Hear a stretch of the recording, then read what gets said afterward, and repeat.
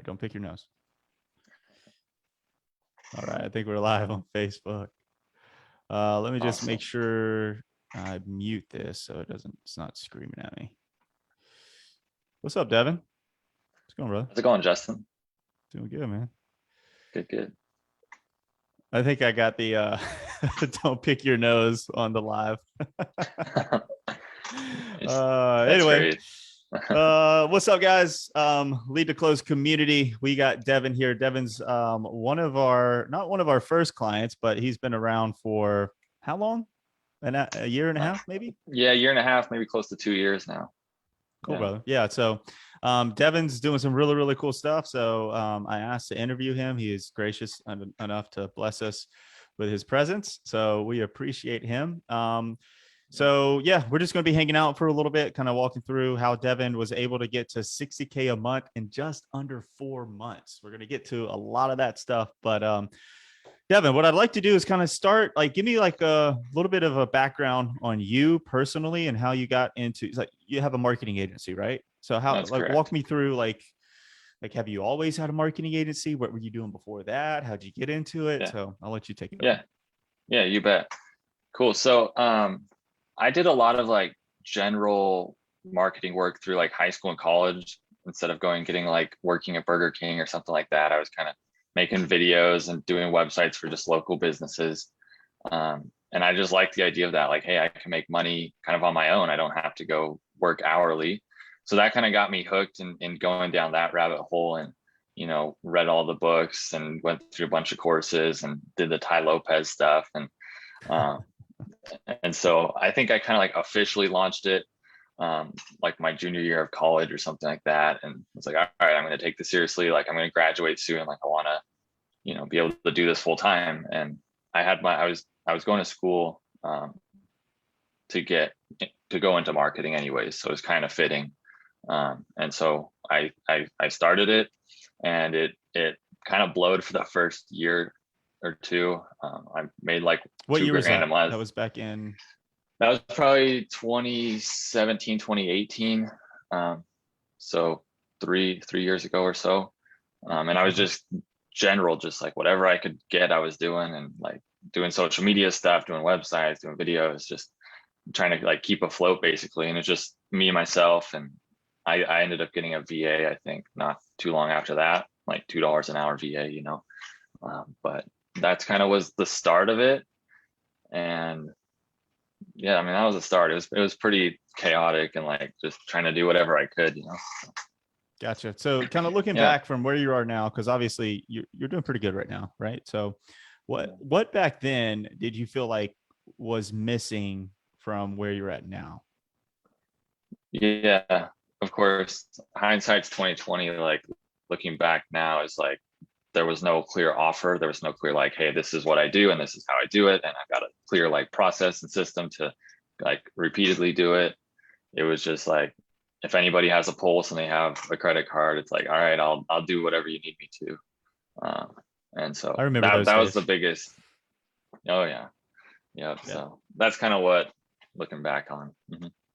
Okay, cool. So you started, what did you start doing? Was it just Facebook ads? Was it websites, SEO? What was your offering?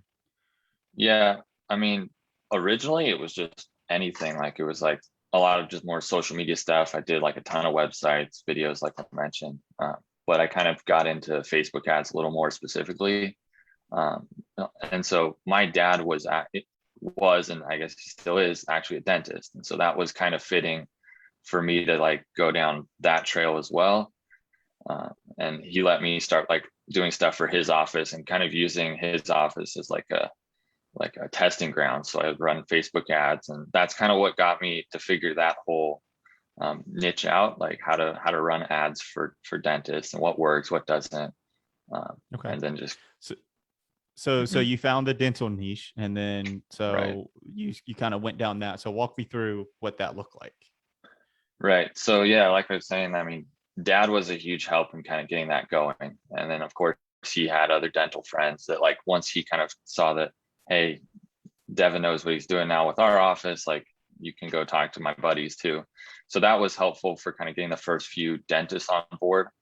But yeah, I definitely like, I went through a lot of courses, a lot of different stuff. And I know sometime around then when I was starting to go through like into dentistry, I got in touch with you guys and Conversionly, and that was like, I know you guys were a huge help in kind of giving some guidance and like clarity on like how to start refining that offer down, and like, here's how you do this and that, and how to follow up with those leads. Cause I know, okay, I'm generating leads now, but then it's like, now how do I make sure they're scheduling the appointment and all that good Yeah. stuff?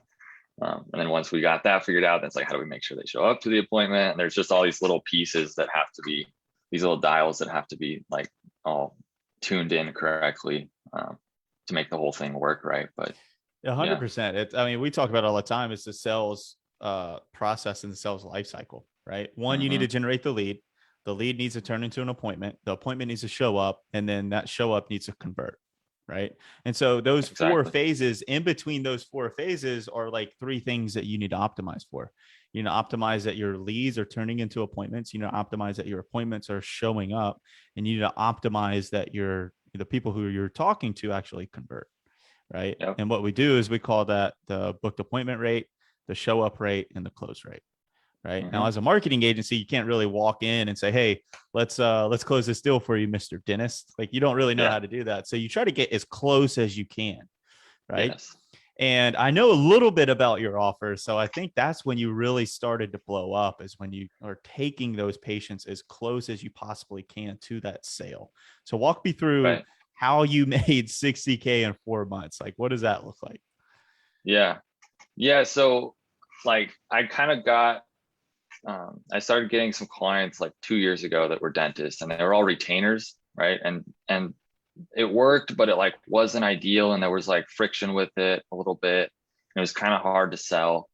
And then yeah, I think 4 or 5 months ago, I started talking to you guys, Zach, and you guys were a big help. And like, hey, what is it that they truly want?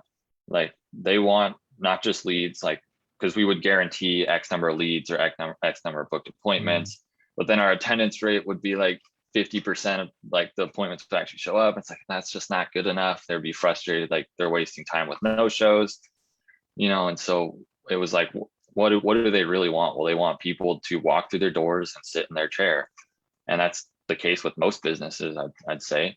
And so how do we then build the offer around that? And you guys helped a lot with kind of refining that offer. And so now it's pay per show. So there's no, we have clients still on retainer, a handful like from the past, but like the last 4 months, yeah, have just been getting, pushing the pay per show model. And it's been really successful. Like we've signed up 5 or 6 clients a month for the last 4 months. So we have like 20 plus clients now just on the pay per show model. that's nice. Uh, That's awesome. and yeah, they like it. It's cool because they're paying for what they want, which is people walking through the door. So I don't know how much you guys know about myself, but I used to own a digital marketing agency in the chiropractic space back, a couple of years ago. And let me walk you through really quickly the evolution of the marketing agency. So it went from lead generation to like, hey, we'll generate you as many appointments as you can handle, right? Or excuse me, as many leads as you can handle. Then it went from, okay, we'll get you leads, to, hey, let me get you appointments. And then it went from, oh, okay, just let me get you appointments, so let me get you like guaranteed appointments. And it went from like guaranteed appointments to like, okay, let me like make sure that they show up. Right. I don't know what it's going to be Right. next. It could be like, hey, pay per client or whatever, pay per someone that actually Yeah. makes you pay money. But that's cool. So what are the logistics behind that? Like, if someone is maybe wanting to do like a pay per show marketing agency, what does that, look like? Yeah. I mean, it took a little while to figure out all the little pieces that go behind the scenes. But it's really ran pretty much all through Go High Level, at the moment, and just different automations and triggers to, so we have our own agent who we got from you guys. Marketing guys could just put your money where your mouth is, Yep. Just Yep. get me like I just want, can you do like a pay per performance thing, is what they would say. Yep. Yep. Back then we, we were successful with the offer that we had. So it was like, when we get those guys, I'd be just like, I'm Yeah. not redesigning my whole entire back end just for this one guy. Yeah, But definitely. as the market evolves and as the market starts to catch up and the competition starts to be a little more fierce, you got to start moving forward and plowing forward. And that's the best thing about competition and capitalism, is that when you do have Definitely. competition, it makes everybody better, you know? Hmm. And if Definitely. you're on the front end of that competition, if you're on the front end of that innovation, then you're reaping the benefits, which Definitely. is, usually success and, dollar amounts. So, Yeah.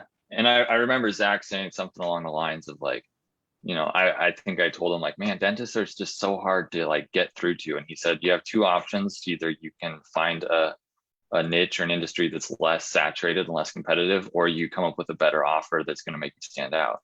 And so that's kind of what I was like, okay, well, I think the paper show offer, they like it. I heard the same thing, like you're saying, like pitching retainer. I got that same thing. Like, hey, if you could do something performance based, like that'd be cool. And so, yeah, our close rate now is like probably over 50%. When we get on a demo with a dentist, we're closing those dentists because they like now, that. anyone who's watching this, the reason why his close rate is over 50% is because his offer is extremely valuable. It's what his prospect wants. He's done the research. He knows how to back it up, and he's essentially he's putting his money where his mouth is. So we talk about a lot of times is creating an irresistible offer. If you can create an irresistible offer, the chances of someone saying no are going to be very slim. On average closing rate should be around 20%. That's doing something pretty good. Now, if it gets bumped up to around 50%, that means like if you're meeting with 6 people a day, 8 people a day, you're closing 3, 4 deals a day, which is that's pretty good, right? Mhm. And then at that point, if you know, like you just kind of do the math backwards. If you know that you can close 50%, you just try to figure out how can you get more leads on your calendar because you Exactly. know that you That's can where we're at. fulfill. Hmm. Exactly. Yep. And then that's when it Yeah. becomes fun, right? When you Yeah. know you have the numbers met on each one of those 4 stages, like from lead to booked appointment to show up rate, from show up rate to close. If you know you're within those KPIs, that's when business becomes fun because one, you're successful and you're making money. That's always fun. And then two, it's just like a game of Jenga. You try to figure out how to put the pieces here so that you can continue Yeah. to scale the company, right? Definitely. So what's the biggest Totally agree. takeaway from, I mean, you're kind of like in it right now, speaking of scaling. So like, what's the biggest takeaway Hmm. that you could use like from the scaling process and getting to like where you're at now? Yeah. I mean, I'd say definitely number one, like you said, is having an irresistible offer. If we didn't have that, still be probably kind of where we were at a year ago. Because that's, like I said, in 4 months of doing it, it's like 4 or 5x what we were doing monthly. So, I mean, the offer number one is huge. And then I'd say definitely number two is having a good team and like people that can help support the business and cover like different skill sets and, you know, sales reps and account managers and VAs and fulfillment people, ads managers, all that good stuff. And so I'm starting to get that all dialed in as well. Like the team, like the last month or two, people taking care of stuff. But yeah, I'd say those are the two biggest things. And then you can sit back and pull the different strings and, um, like you're saying, just try to make it scale. So Yeah, I'd when say we those are look at definitely the two scaling, I think biggest, that the two the biggest offer and the things that we team. find, yeah, the two biggest things that we find that helps a business go from being okay to being like, good or great is Hmm. one, the uniqueness of the offer and the offer itself, like making sure that that offer is super irresistible. And then what you'll find, and I think what Devyn is saying here, is that having a team and a system behind that that delivers the result, right? Dan Yes, Kennedy once definitely. said that the person who can pay the most money to acquire a customer always wins, right? And I've also heard someone else say the person who loves the customer the most will always win, right? I like So that. when you acquire that customer, you have to, just pour your heart out into over delivering for that client. Because at that point, not only are you going to be able to increase your revenues with like inbound marketing and outbound marketing, like dialing up the numbers, but then also your clients are going to be your best referral source. And everyone here watching this, if you have a business, you know that the number one thing that you want is your clients referring you because those are the easiest people to close, right? Mhm. So I Definitely. guess kind of wrapping this up, Devyn, what would Yeah. be like your biggest feedback or your biggest word of encouragement for someone who's just starting out, maybe trying to figure out where they're going, figuring out the offer? Yeah. What would you say to that Yeah. person?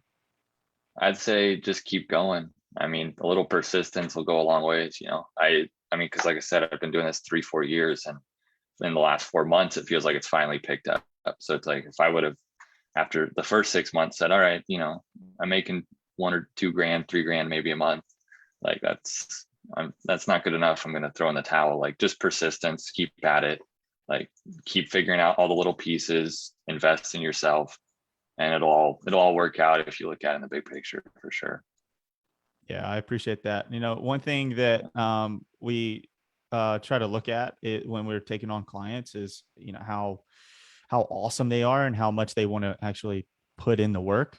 Because even though like we could give Devyn as much coaching as possible, Zach can give him as many like systems, I can give him as many, you know, like prospecting things. But if we give that to him and he doesn't actually deliver on that and he doesn't do what he's supposed to do and have the persistence day in and day out to be able to build a company, Devyn probably wouldn't be at where he's at now.